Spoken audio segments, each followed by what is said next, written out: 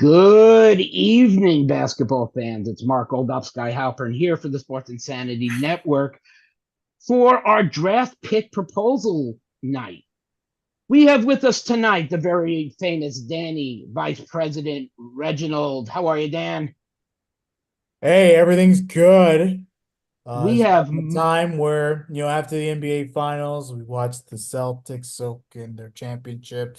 I'm not very happy about that, but um, yeah, we watched that. Then there's the draft. That's literally right afterward.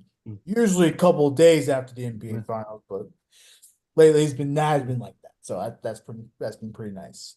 we have the funniest guy on the network, Mike, the pun master Rifkin. Mike, long time no speak. How are you? Yeah, long time. I'm doing all right. Living the dream, still sweating, but living the dream. And no good podcast would be without a great celebrity. And we got the man himself from Sweep the League, Rudy Campos, joining us again for another draft show. Rudy, thank you for giving us some of your valuable time and expertise here. Far from expertise, man. It's just a guessing game, just like any other draft is, whether it be basketball or football. So, Well, as we know, the draft is beginning, and you know what? We're going to go to our head of our NBA team here. And Dan, we're going to lead it off with you, starting with the number one pick. You're up. Well, they've been talking about this guy. Um, he's tall, a little bit of a toothpick, if you might add.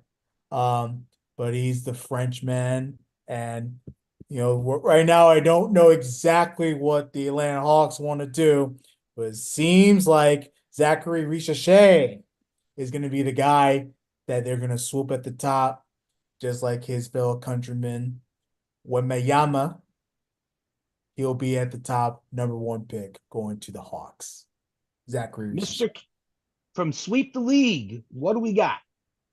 so for me, Atlanta, I feel is going to go with shocker, not so shocker, Donovan Clingan, 7'1" center out of UConn. Yeah, Clint not a Capella, terrible basically. pick. It's not. Yeah, It's not a terrible pick. Clint Capella is actually probably on his way out, so they're going to need a big man. Either DeJounte Murray or Trae Young is going to be moved, so you still need a big man to protect the interior. Great even scorer for the inside guy. He's a really good, screen pick and roll guy. Basically, think Jakob Poeltl, which isn't a sexy name, but it makes a lot of sense for Atlanta right here. That's why I have them going with Donovan Clingan. Mike. Okay, Dan brought it up before. I have the Hawks moving out of one. I gotta be honest, I don't know what the plan is. I don't know why Trae Young and DeJounte Murray are out there name wise. But I think, Rudy, I'm in your neck of the woods with the San Antonio Spurs moving up to one, and they're going to draft Zachary Riche. I'm not sure how to pronounce it. Pair him with Wemby, and you got a French connection. Yeah. Quick, I'll give you 1 minute on that. No. It's a good possibility that they would trade up the Spurs, but I think with them at one, the Spurs, they love Alex Sarr. But if they were to get up to one, I think they would probably go with Clingan still. There's something about Clingan at one for the Spurs, making that trade up. They seem really excited to possibly pair him with them. But if they do go to one, I think it's probably Clingan or Sarr. Reece Archier is a pretty sexy pick for the Spurs, but I think they can get him at 4. Just FYI, just my opinion there. The international, not my strength. I don't disagree with that statement at all. I mean, obviously we knew Wemby was going to be the number one pick. That was you didn't need a fortune teller to tell you that. It could go either way. I hear what Dan and Mike have to say with and Rudy have to say with either keeping or moving. I actually think it's in the best interest of Atlanta to get, I'm going to butcher this poor guy's name, Zachariah Richer from France. I think it is the right move for them. And the talks about Trae Young and DeJounte Murray being moved is because they don't believe they can sign them when they become free agents. So if you can get what you can for them now, it would be the right answer in my opinion. Yeah, that's a good thing. Yeah, I mean, look, I would love nothing more than the Knicks to get DeJounte Murray. I don't even think I'm that lucky. So So Yeah, what go ahead, you're Mike. saying is one of them is going to be a Laker, if not both. God, Maybe one. don't jinx that. Moving on to pick 2. We're going to start with Mike on this one. All right, so it's the Wizards, and I really want them to take Harry Potter because I think it makes so much sense. But I'm gonna go Alex Sarr, the other Frenchman. Give the Wizards some youth and athleticism to a team that needs a lot of help. Rudy. Yeah, Washington for me is going with Alex Sarr. Basically 7-footer right there. It basically checks off a lot of the position where I guess needs that they're going to have. You got an interior guy that's a defender. He's a scorer interior. He can pop out and shoot. He's a project. I'll be honest. Alex Sarr is a project pick for the Wizards, but when you're pretty much in that realm of not playoff material right now, possibly not even playing material, you have a lot of time to actually, work with Alex Sarr.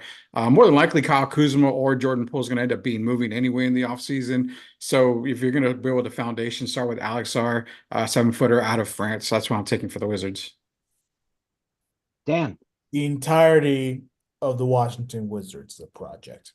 They have an unknown head coach, an unknown-ish GM, right now, sort of working things out together. Everyone was sort of on an interim basis throughout the season last year with the Wizards. Now this is full year of let's go. And Alex Sarr, if I'm not mistaken, has worked out with the Wizards many times. He refuses to work out with the Hawks or any other team.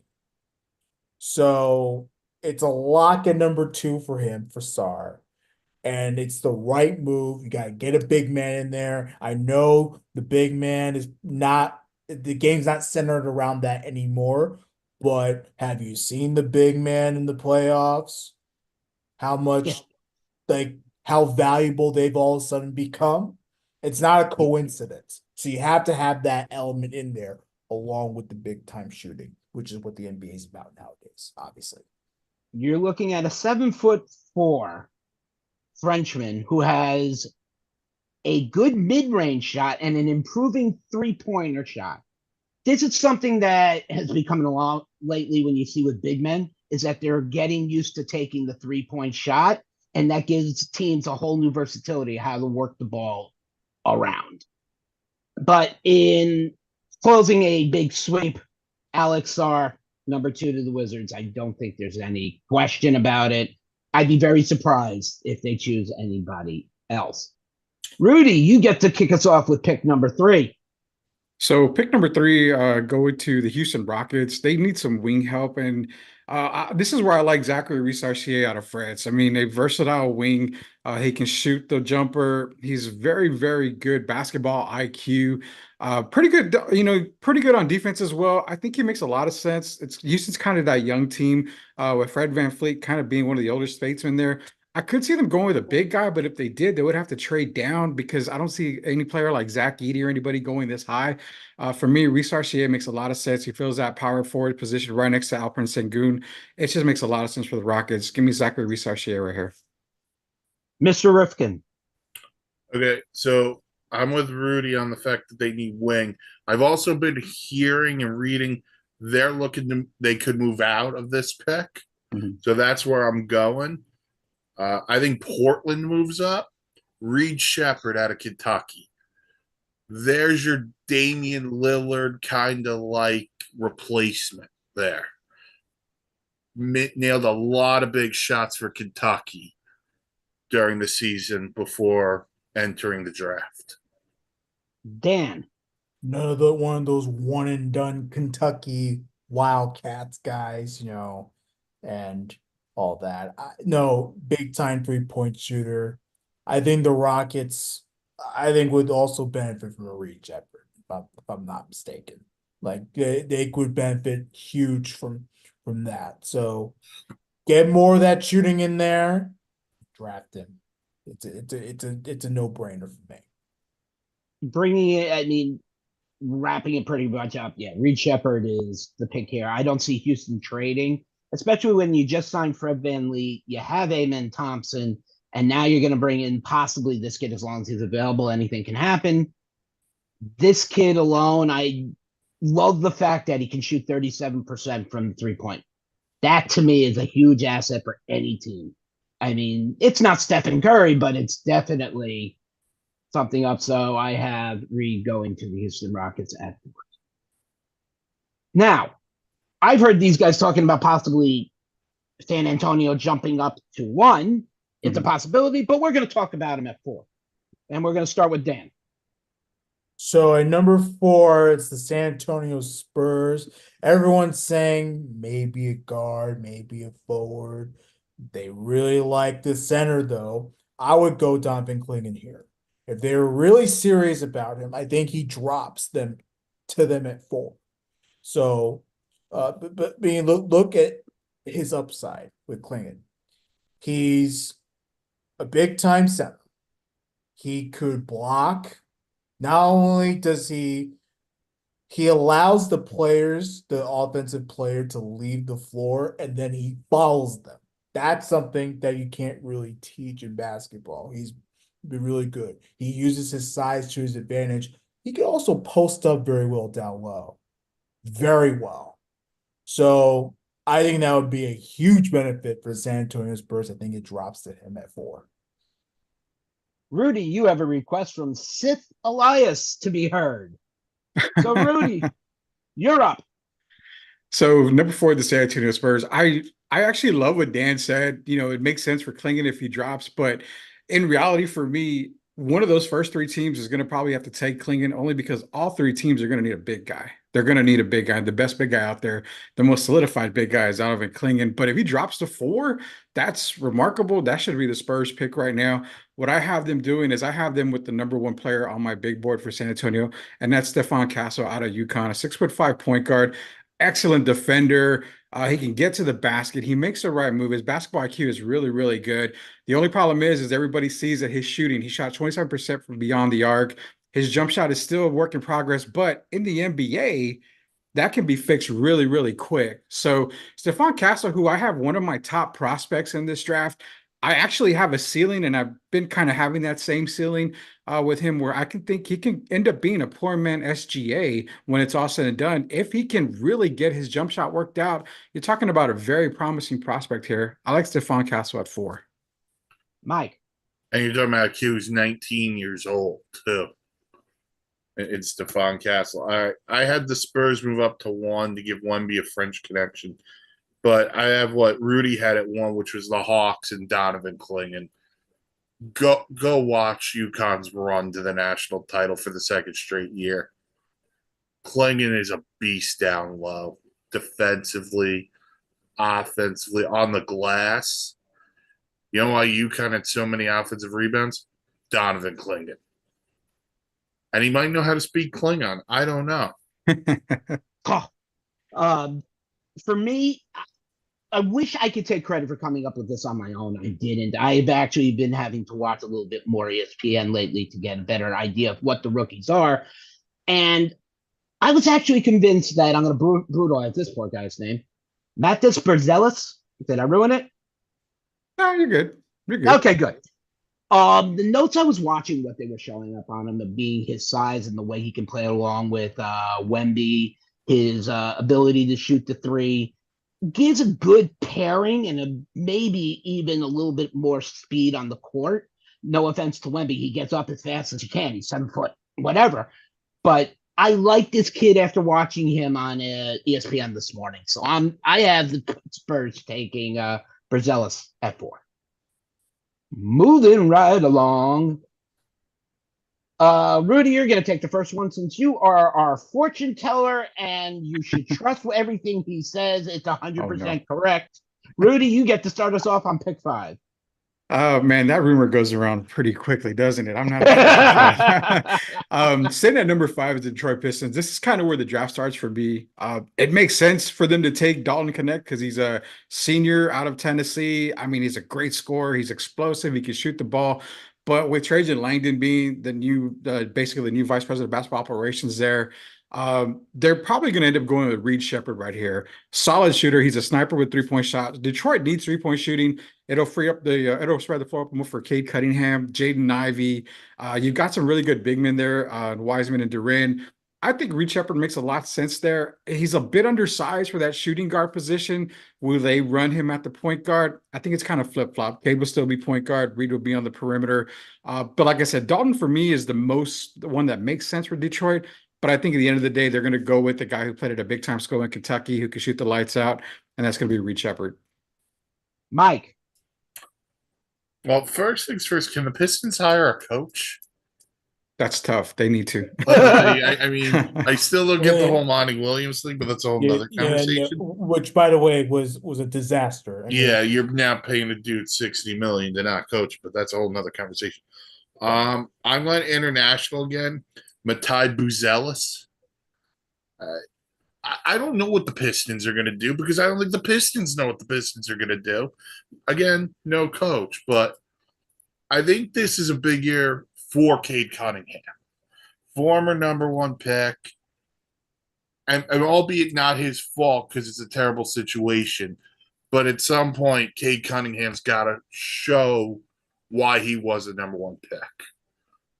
But I'm going to go Buzelis here. Maybe that'll boost up their shooting there as well. Dan. Well, I'm also going Buzelis here at 5, only because he handles the ball well. He also is another one that has great size. A bit of a fat ass, but he has great size. And look, you just need someone to get that spark, but you need the right person. I think the right person's there for them in Buzelis. Rudy. How are you? Good. I was like, wait a minute, I did Detroit already. I know. I screwed up. It's okay. I'm allowed. No, man. There's no screw ups on podcasting. It's live TV. I know. I'm allowed to screw up. I'm the old one. I get the dementia. In all honesty, I had Stefan Castle at 4, but after listening to what Buzelis, and I liked him moving into that position, this is where I have Stefan Castle going. I have him going to Detroit. I think it gives them a little bit more height. He's got a great vertical leap. He's tested very well in the combine, his agility and other drills. I think Mike made a good point regarding Cade Cunningham, and I think this will help him and Ivy out on the long run. And now that I'm done screwing up, we're moving on to pick 6 with the Charlotte Hornets, and we're starting with Dan. So for the Hornets, I wrestled with this a little bit. I'm going to go with Cody Williams here. I know he didn't have the greatest year.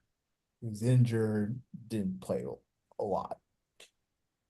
But I think with his size and, with the Hornets sort of being that, middle of the pack type of team, you don't know exactly where they're going to be trending.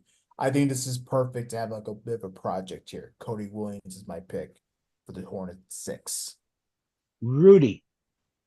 So for the Charlotte Hornets, they need a lot of help. I mean, LaMelo Ball is probably their best player. Obviously, Brandon Miller was up and coming last year. I think this was where they take Matas Buzelis from G League Ignite. He's a great rim protector. He's got a really good basketball IQ, which we're going to see a lot of that being the same trend. A lot of these players have great basketball IQs. Their defense is kind of what's on the sketchy side. But with Buzelis, you're getting kind of the opposite. His defense is really, really good. Great rim protector. He'll fit right alongside Brandon Miller, especially because we don't know if Miles Bridges is still going to be there. Not only that, I mean, Cody Martin's another one that might be talked about getting moved. So I think Buzelis makes sense. They're getting another playmaker surrounding LaMelo and Brandon Miller. It's going to be Buzelis from the G League United at number 6 of the Hornets. Go ahead. Who's next? You don't even get an introduction. All right. So for the Charlotte Hornets, I'm with Dan. I went Cody Williams. The thing for me on the Hornets is they could use so much. They're young, up and coming. Brandon Miller had a nice year. Maybe get them some force down in the paint area.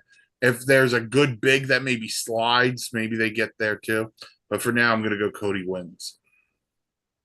And I looked at this and I kind of like what Mike had to say regarding Donovan Clingan, his time in UConn and the reasons why they did what they did. But this is where I have him. I know he should be farther up, but I have him going to the Charlotte Hornets, and I think that's going to help out. Mind you, like Rudy said, we don't know if Mikal Bridges is still going to be there. We know Lonzo Ball's their best player. I think this would give them another angle and give them more of an inside game. It's a possibility. It's a tough one, but the way I'm willing to go. On to number 7, the Portland Trailblazers. As for every goddamn breaker who gives me the Trailblazers in a random, would you stop? They have no hit. Rudy, why don't you lead us off on the Trailblazers? Yeah, so for Portland, it's kind of a head scratcher on this one because you don't want to draft a big man this high. It's really not worth taking him at number 7, but I think they're going best player available. And right now it's going to be Cody Williams out of Colorado. They still have Shaedon Sharpe there. I know Scoot Henderson's up and coming, Anthony Simmons as well. I think he kind of plays that Jeremy Grant position for the Trailblazers. The thing with Cody Williams is that he still needs time to progress. I mean, he's only a freshman out of Colorado. His game is not quite where his brother Jalen Williams in Oklahoma City is right now, but he has the potential to get there and probably be a little bit better. You're getting kind of an all-around player when it comes to Cody Williams, but Portland's got to understand if they draft him here, they're going to have to wait a little bit for him to cook in the oven a little bit. It's going to take a little while. You may even actually see him probably in the G League a little bit. But again, great pick for Portland here. I have them taking Cody Williams out of Colorado. Danny. So give me Stephon Castle to go to the Trailblazers here. Someone that to me, while again, not necessarily a big time shooter, can still provide great size, which I think any team can always use. So give me Castle. I know he's a guard and not necessarily shooting guard, but defensively, that's key. That's gonna be huge for them. Pun Master. So I had the Rockets here because I had the Blazers move up for Reed Shepherd. I have the Rockets taking Dalton Knecht from Tennessee. Okay. There's your big shooter there if you're the Rockets. So we have liftoff. And I was along with Rudy. I had Cody Williams going here. To me, it makes the most sense. It's the best up on the board at this point. Solid pick, solid all-around player. And it's possible, like Rudy said, he could go down to the G League just to fine-tune a few things, but I think he'll be a mainstay once he gets back up there.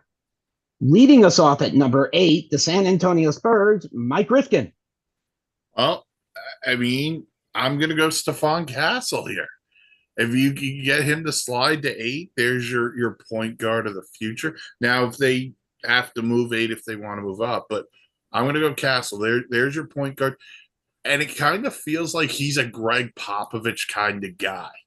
Defense first, we'll wait on the offense. Okay. Dan. So I also have them. He's like a platoon guard forward type of thing, but it's the Frenchman and it's Tidjane Saloon. I think I pronounced that correctly. Mm-hmm. And I went with him because it seems like a lot of these players that we're talking about were going to be taken, and he's the best, basically the next available. That's like the best available. But he's going to be a young player. I think the Spurs are thriving on how young these players are going to be, surrounding this next generation of Spurs. So I think he fits the mold perfect for that young crowd. Mr. Rudy Campos. Man, I would love to have Dalton Knecht go to the Spurs at 8, and I just feel like it makes too much sense for them to take him, that they're going to go a different route, which I actually have them taking Tidjane Saloon out of France, 6'9" guy. Of course, friends with Victor Wembanyama, but this kid, I've called him when I've been on Locked On Spurs with Jeff Garcia. This was weeks and weeks ago when we were first talking about draft. I said this is probably my number 1 or 2 prospect in the draft. I have a ceiling for him. I mean, you're looking at a kid that could potentially be right around that Giannis Antetokounmpo type of player. He's that explosive. He can play both ends of the court. He's gonna have to work on his jumper a little bit. He can shoot the ball, but he's gonna have to work on it a little bit more. But you're talking about a kid that is super young, that is probably going to be one of the best players in this draft to come out. So the Spurs have another lucky one. They find gold again. It's going to be Tijan Saloon out of France. Before I make my pick, I just want people to realize is that we've done now 8 picks, and only at a fraction of less than 15% have any one of us had the same pick at the same spot. That's how great a group this is. With all the different opinions that we have, it can go many a different way. But for me, I have none of the people these guys had. I actually have Rob Dillingham out of Kentucky going over to the San Antonio Spurs. Wow. Solid shooter, got some speed, handles the ball very well. I do think he needs to, well, not that I do, he needs to work on his awareness. He does create more turnovers that are needed by making more risky passes. But when you have a player who stands above the basket, I think you got a good chance to feed it into him at that point. Moving on to number 9, Mike, the Memphis Grizzlies. Well, the first wish is Ja Morant stays out of trouble. But yeah, it helped my rookie cards. I'm going to go off the board. Jacoby Walter out of Baylor. And I envision this as being my Dylan Brooks replacement. Okay. Good defender. Offensively, he'll contribute. Got to work on the jump shot a little bit. But I think he'll combine that with already having Marcus Smart. You could be bringing back that Grizzlies team of a couple of years ago that was a title contender. Rudy. So this is where I see Memphis taking, man, I would love to see him again. Another one where it's kind of hard to take it out, but I like them taking Dalton Knecht out of Tennessee right here.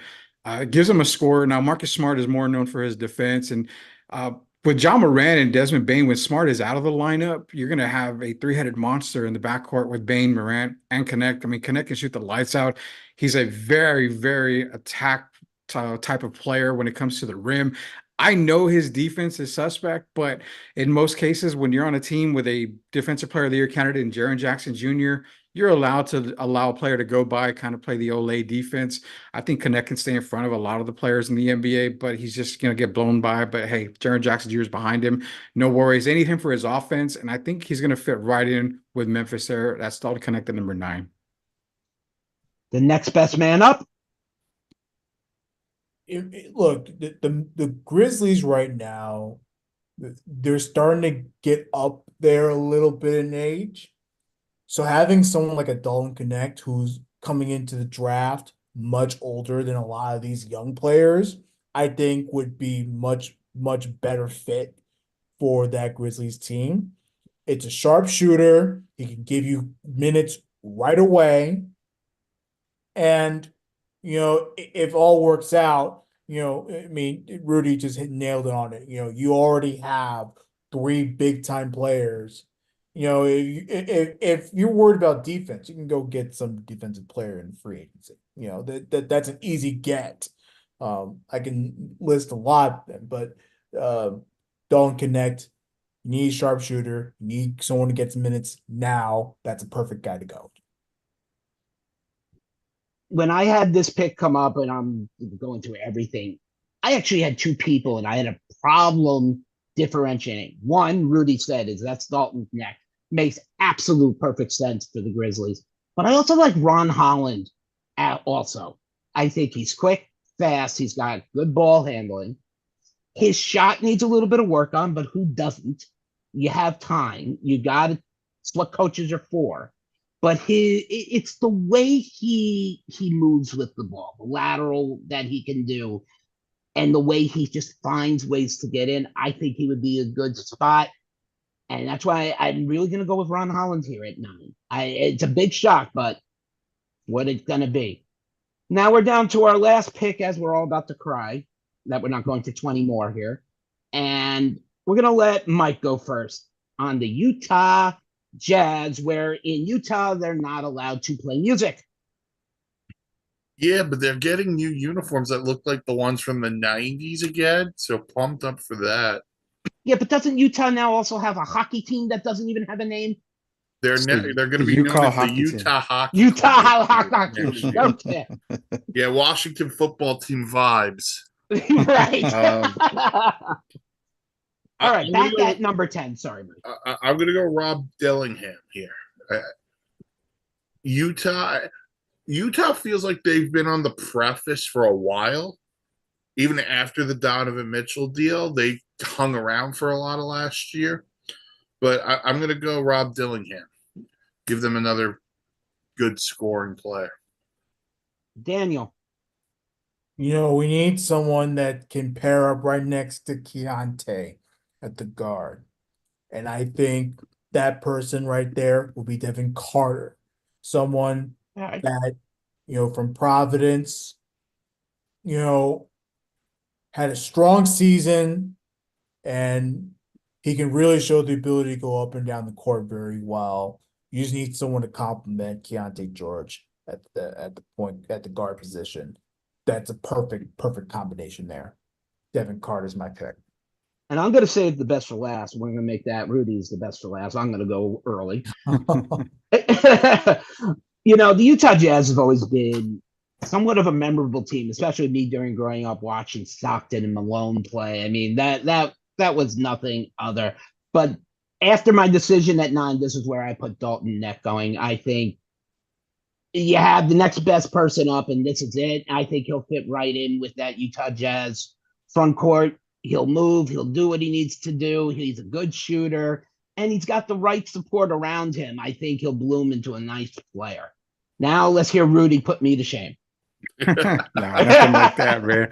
So I actually agree with Dan 100%. I mean, this is where Devin Carter, he's one of the biggest risers, prospects going in this draft right now. He's rising up draft boards consistently, and he'll probably rising up all the way till Wednesday night. So Devin Carter out of Providence, he's a junior. His defense is awesome. So I think with Utah having both Colin Sexton and Keontae George, this kind of allows Utah to maybe move on from Colin Sexton, because there are some talks of Sexton and maybe Lauri Markkanen being traded.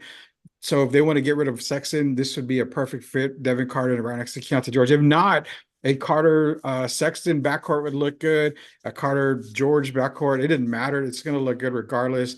Devin Carter makes a ton of sense for Utah right here. So that's why I have them taking him at number 10.